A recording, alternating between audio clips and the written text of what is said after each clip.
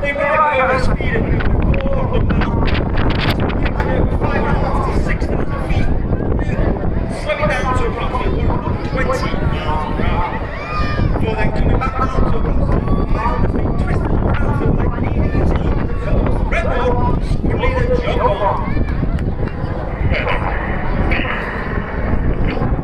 John Ball, known as Bond, is in his second year on the team as the Red Bull team leader. He's been in the Red Arrows for 7 years. He was previously in for 5 years. He took a year out before then coming back in 2024 as Red Bull. He's a former Typhoon pilot, former Tucano qualified flying instructor and a display pilot on the Tucano in 2012. You now see coming in from the right. Once again, the smoke comes on in 9 Arrow, the Red Arrows.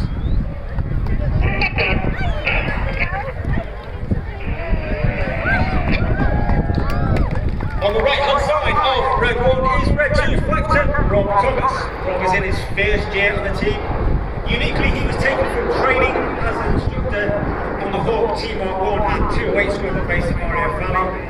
After completing that tour, he then completed his own training and joined the Typhoon Force, where he flew on 3 squadrons on operations over Libya and Syria, and then also became an instructor on the Operational Conversion Unit 29 squadron training with a new generation of Typhoon pilots. You now see the neck of the formation making their way forwards for one of our widest formations as we fly. Once again, coming in from the left in squad formation, it's the Red Arrow.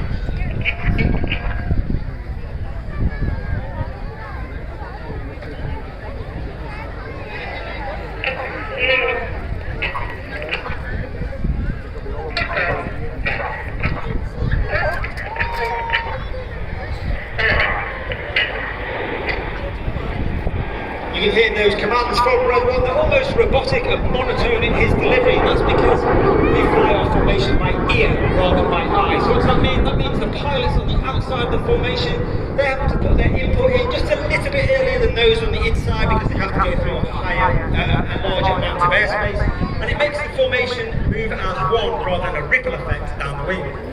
You now see Reds 8 and 9 dropping behind Reds 2 and 3, the smoke for the iconic and wonderful shape of the Concorde.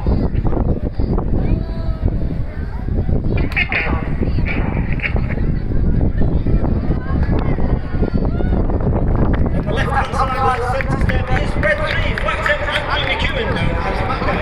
Maka again is in his first year for the team. Following training, he did a small stint with the Royal Navy before going on exchange with the United States Marine Corps flying the AV-8B, a Harrier variant. He then came back to the UK, and he's the first pilot from the F-35B Lightning to join the Red Arrows, where he served on 617, the Dambuster Squadron based at RAF Marlborough.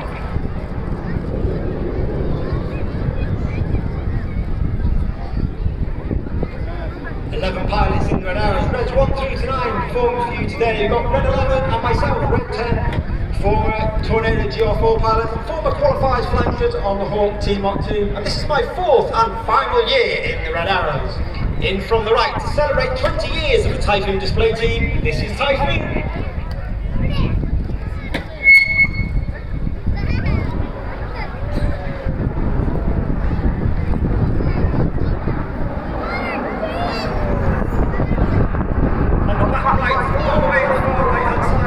Is Red 4. Working extremely hard again, we take our formation references from Red 1, not necessarily an aircraft on the inside. So he's having to look all the way through the formation, all the way to Red 1, looking all the way through those aeroplanes to maintain his position. Red 4 is squad leader Chris McCann in his second year on the team. Once again, he was taken from training, made into an instructor on the Tucano, before completing his own training and then joining the Tornado GR4 force, where he received an Air Force Cross for his service operations over Afghanistan. But of course, we're Air Force, as we know it, operates aircraft and systems, but we also have a niche capability in space and cyber. And to celebrate that niche capability in cyber and space, once again, from the left, in the Apollo formation, it's the Red Arrows.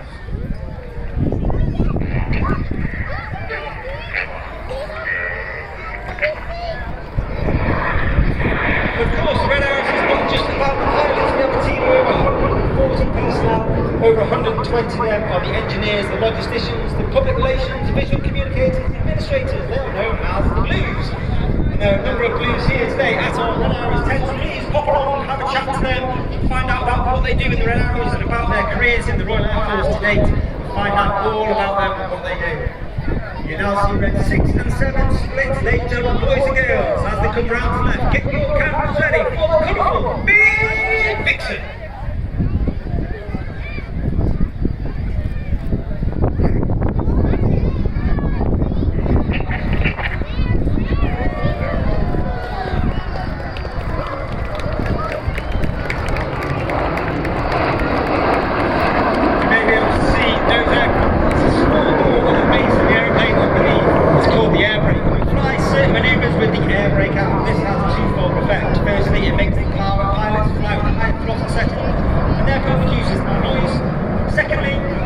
The airflow outside the back of the aeroplane and makes the smoke billow a lot more fuller, and it also makes the smoke colours burn a lot more brightly, and in certain manoeuvres we use it to enhance those manoeuvres during the display.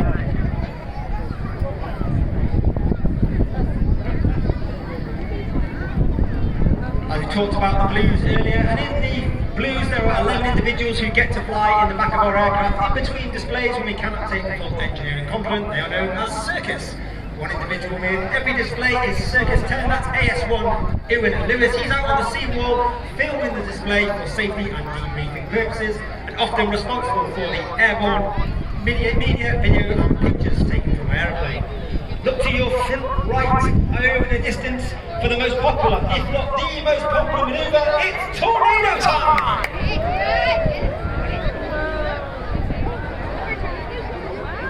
Watch for the colour change as Red 1 brings the team down the line.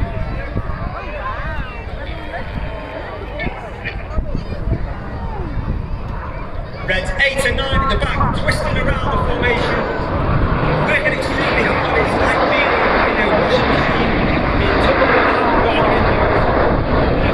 Certainly 9 at the back, also get the wing turbulence of Red 8.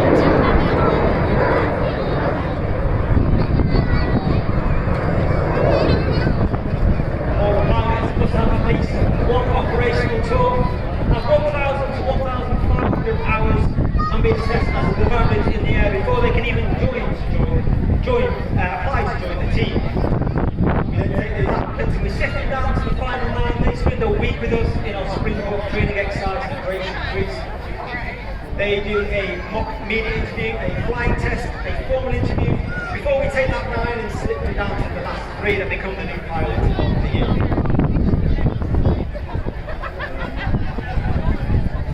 As we go into our second half, Red 1 will firstly make a decision based on the visibility, but it's going to continue. So far, so good.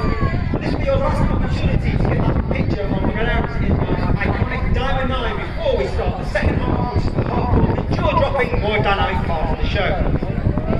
So once again, in our Diamond 9, it's the 2025 Red Arrows.